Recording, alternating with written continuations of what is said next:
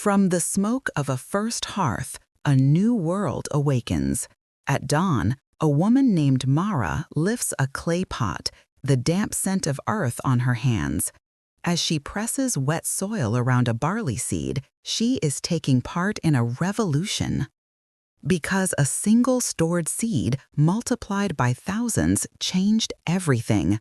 Surplus grain demanded walls for protection, watchers for security, and a system for counting. Villages thickened into towns, and power, once fleeting, found permanence. Along the Nile and between the Tigris and Euphrates, symbols scratched into clay began to track harvests and labor. Rules hardened into law. Temples rose toward the heavens, a visible promise of order on earth. A similar story unfolded along the Indus and the Yellow River, where straight streets and stamped seals carried the rhythm of a new urban life.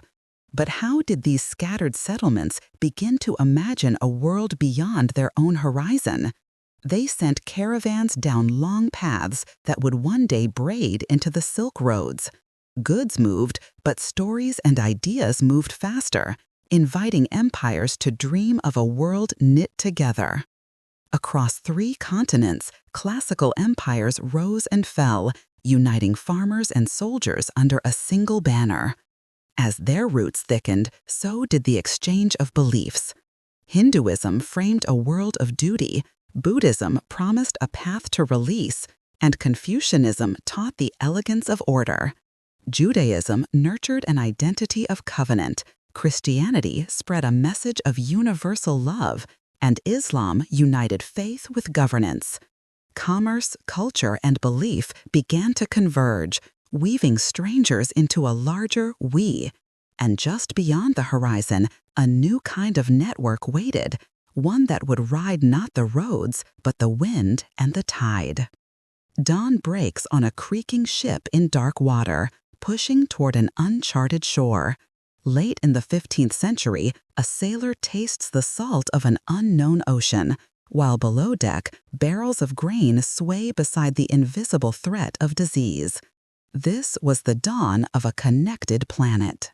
The Columbian Exchange moved crops, animals, and microbes across the globe, creating fortunes and unimaginable grief. Sugar and silver funded empires, while the transatlantic slave trade scarred continents.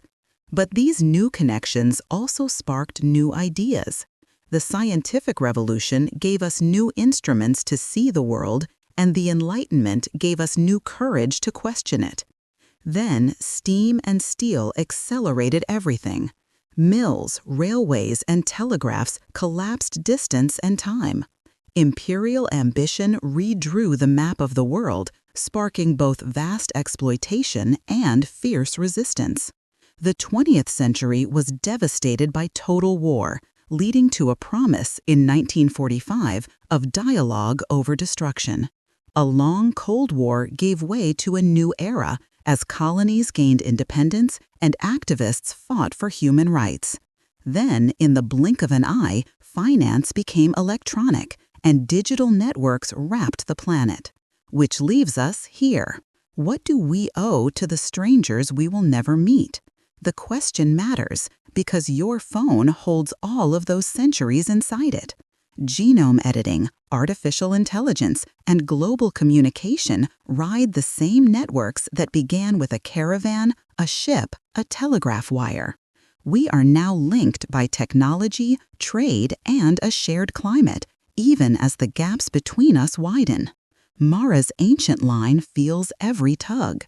And the next chapter is about what happens when the systems we built outgrow our control.